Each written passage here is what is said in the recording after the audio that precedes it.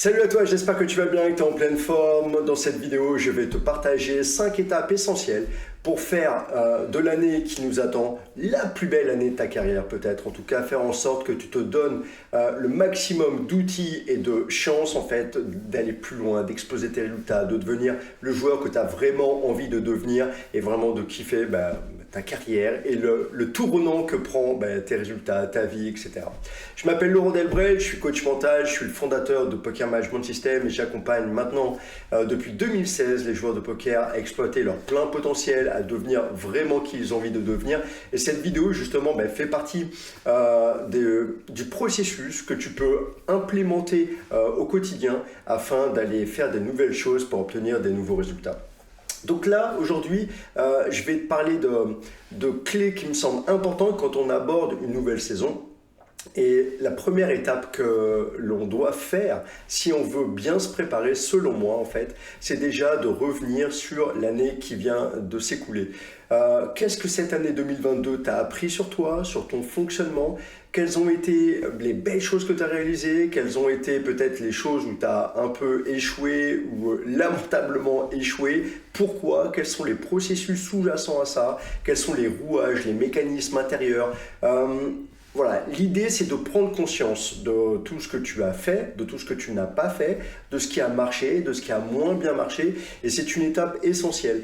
Dans le PMS, on a un outil qu'on remplit en fait tous les soirs et qui nous apprend en fait un peu plus de notre fonctionnement, qui met en évidence en fait les choses qui vont bien, les choses qui vont moins bien. Tout ça pour te remémorer déjà quand tu le relis, puis voilà, monter encore plus à ta conscience en fait les ingrédients de ton fonctionnement optimal.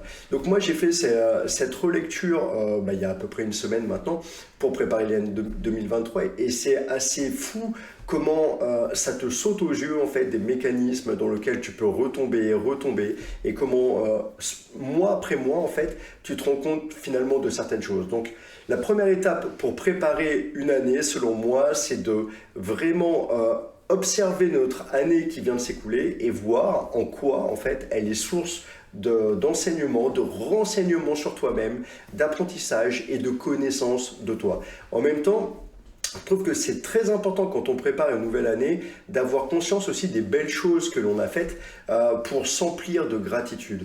On sait que quand on a des charges émotionnelles comme ça, avant de définir un objectif, on va peut-être être piloté par des besoins de reconnaissance, besoins de réalisation, simplement parce qu'on n'a pas pris conscience déjà des choses que l'on a fait. Et on est piloté par une charge émotionnelle qui va nous tirer encore et encore, peut-être dans de l'impatience, dans de l'ingratitude, dans de la non-satisfaction éternelle quelque part. Et l'idée c'est, pour contrer ça, de s'emplir de gratitude afin de baisser ces charges émotionnelles. Quand tu te sens bien et quand tu as conscience des belles choses que tu as déjà réalisées, finalement tu vas non plus définir des objectifs en étant piloté par le manque et le besoin de reconnaissance et le besoin de réalisation, mais plus par l'envie. Tu te sens déjà assez rempli des belles choses que tu as faites et tu ouvres ton cœur pour faire des choses dont tu as envie. Et là, tes objectifs, en fait, ne sont plus pilotés par le mental qui voudrait encore plus pour se remplir, mais plus par le cœur qui se sent déjà plein de belles choses que tu as réalisées et qui a envie, en fait, de faire d'autres choses. Tu vois, il y a une nuance entre être piloté par des objectifs qui nous pilotent finalement et un besoin qui nous pilote, et de l'autre côté, définir des objectifs avec le cœur parce qu'on en a envie et non pas parce qu'on en a besoin. Il y a vraiment deux choses qui sont différentes. Alors une fois que tu as fait ce bilan, afin de remonter à ta conscience, voilà, tout ce qui a fait, je pense qu'il est vraiment important d'identifier les mécanismes de tes erreurs. Il y a peut-être des choses assez récurrentes que tu reproduis et comme ça, quand tu as pris le temps de réfléchir en profondeur sur tiens, quelles sont les erreurs que j'ai pu faire cette année, pourquoi d'ailleurs, qu'est-ce qui s'est joué dans mon fonctionnement, quelles sont en fait les choses qui fonctionnent pour moi et d'autres qui ne fonctionnent pas. J'ai coaché hier un gars qui s'était mis des objectifs financiers pour l'année 2023 et lui était joueur de MTT. Et en fait, il n'avait pas suffisamment pris en compte la variance qui est assez, qui peut être cruelle en MTT, bien plus qu'en cash. Et en fait, il avait défini des objectifs bien trop ambitieux dont il pensait pouvoir les réaliser qu'à 50%. Et j'ai fait une vidéo que je t'invite à aller voir sur les objectifs 70%. Moi, je crois que si un objectif, on n'a pas 70% de chance de le réaliser, hein, dans notre subjectivité, c'est qu'il est mal défini. C'est qu'il est soit trop difficile, pour le coup, c'était le cas avec ce joueur. Il peut être aussi trop facile. Et la science de la psychologie de la motivation nous explique qu'un objectif qui est trop facile va être démotivant également. Donc, trop difficile ou trop facile, dans les deux cas, il n'est pas bien défini. Et pour être bien défini, selon moi, c'est quand il a effectivement 70% de chances d'être réalisé par ton estimation. Hein. Donc c'est de la subjectivité, mais la vie n'est que de la subjectivité, donc on est très bien. Certains me diront, oui, mais il ne faut pas du tout se fixer d'objectifs financiers. Ben, je ne suis pas du tout de cet avis-là. Et j'ai coaché beaucoup de joueurs de poker, par exemple Clément Richez, qui était à mon séminaire en Andorre, il y a maintenant 1 an à peu près. On en a beaucoup parlé et lui aussi adore, moi également, les objectifs financiers, mais on est des joueurs de cash et ça nous pilote, ça nous drive, ça nous fait aller chercher des choses encore plus profondes. Donc voilà, c'est des choses qui peuvent fonctionner. Et le plus important est de trouver les choses qui fonctionnent pour toi et les choses qui ne fonctionnent pas pour toi. Peu importe ce que te disent les autres, en fait, il ne faut pas le faire, il faut le faire, etc. Ça, ce sont des injonctions selon leur propre mode de référence. Donc toi, si tu as un autre mode de fonctionnement, utilise simplement les choses qui fonctionnent pour toi et ça sera bien mieux. Et justement, ça me permet de rebondir sur la troisième clé qui est de prendre conscience de ce qui fonctionne pour toi. Donc, comprendre les mécanismes et les rouages de tes erreurs et en même temps prendre conscience de ce qui fonctionne pour toi. Si par exemple aller faire du sport avant de grind, c'est un truc qui fonctionne pour toi et que ça t'emmène davantage à jouer dans le flow, plus serein parce que tu as délesté un peu, tu t'es délesté de tout le stress, le cortisol, l'adrénaline qu'il y avait en toi et que ça te détend et que tu joues mieux comme ça, ben, peut-être que c'est ok. Si au contraire, ben, c'est des vidéos de motivation juste avant qui t'emmènent dans un bon état d'esprit, en fait, une bonne couleur émotionnelle pour aller jouer, voilà, ça fait partie des ingrédients de ta recette de la réussite. Donc l'idée, c'est, si je résume un peu les 3 premières clés, de faire un bilan complet pour prendre conscience des choses et après d'aller en profondeur pour voir les rouages de ce qui ne fonctionne pas et en même temps d'identifier ce qui fonctionne. Comme ça, tu as vraiment les 2 recettes, hein, recette de ton échec et recette de tes réussites. Et quand tu as vraiment pleinement conscience de ça, ben, tu vas avancer en connaissance en fait, de ton fonctionnement et des choses qui t'impactent positivement.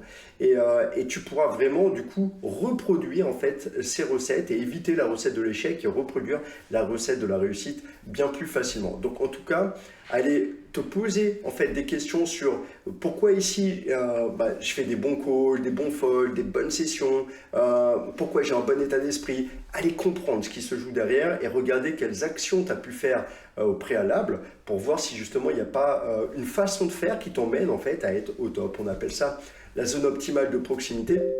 En fait, c'est une zone dans laquelle tu te sens vachement bien en fait. Tu es au plus haut niveau, à un niveau optimal de ton fonctionnement, légèrement au-delà de ce que tu sais faire. Et c'est là, on peut appeler aussi ça la zone par moment. Voilà. Donc, aller comprendre comment toi, tu vas là-dedans, c'est quelque chose d'assez important. Une fois que tu as fait tout ça, l'idée, c'est de définir ensuite des objectifs, bien sûr. Moi, je crois vraiment, et la science des objectifs nous le montre en psychologie, dès lors qu'on est câblé par un objectif, on va se canaliser, on va se concentrer, on va être plus motivé et ça c'est très bien.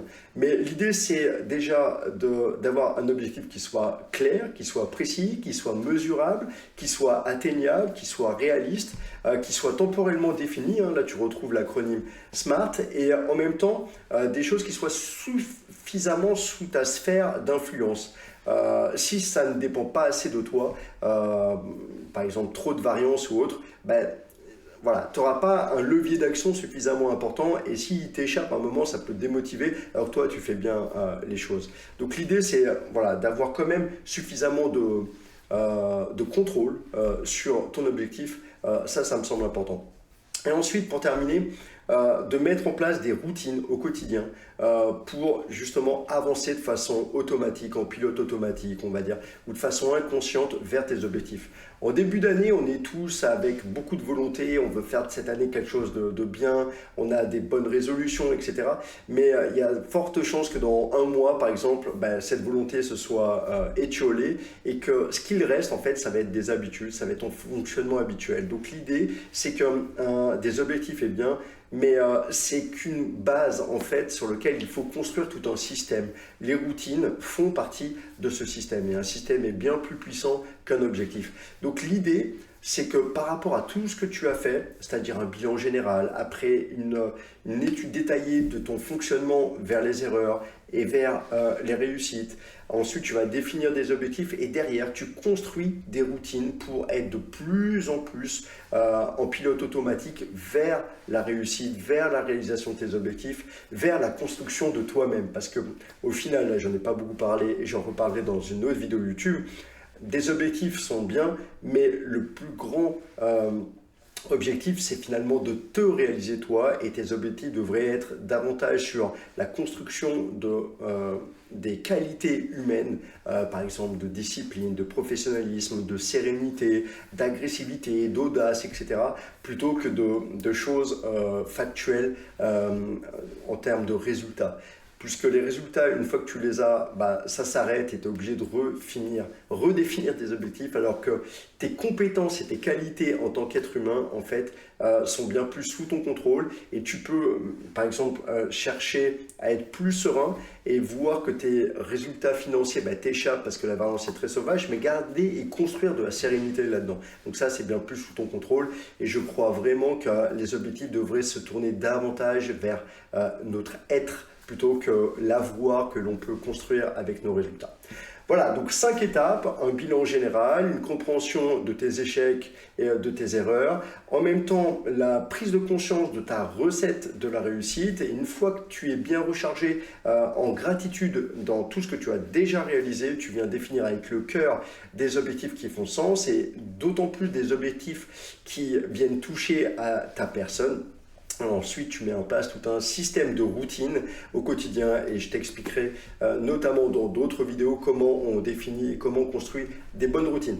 Si tu veux aller bien plus loin que ces 5 vidéos, je vais donner ce dimanche un coaching gratuit. En fait, il n'y aura pas beaucoup de places, il y aura une vingtaine de places à peu près, où on ira encore plus loin dans la préparation de cette année 2023 pour faire de cette année une putain d'année dans laquelle on s'éclate, dans laquelle on se dépasse, dans laquelle on avance, on grandit et où à la fin de l'année, on est juste fier de tout ce qu'on a fait et de qui on est devenu. Donc voilà, si ça t'intéresse, tu viens t'inscrire sous le lien dans la vidéo. Si il ne marche pas ou autre, tu peux aller sur le site du PMS. N'hésite pas à mettre un petit pouce bleu si tu as aimé cette vidéo, à la partager si tu penses qu'elle peut aider quelqu'un, à t'abonner. Ça m'incite à faire encore davantage de vidéos. J'espère en tout cas que tu vas implémenter là, ces 5 clés dans ton approche. Tu sais que si tu ne changes pas ce que tu fais, tu n'auras pas de nouveaux résultats. Et une des très bonnes façons d'avoir des super résultats, c'est d'appliquer ce petit process là en 5 étapes. Si tu veux aller plus loin, tu viens au coaching de dimanche. Garde en tête qu'avec un super process, tu peux bien plus que tu ne le penses. Allez, à très bientôt. Bye bye.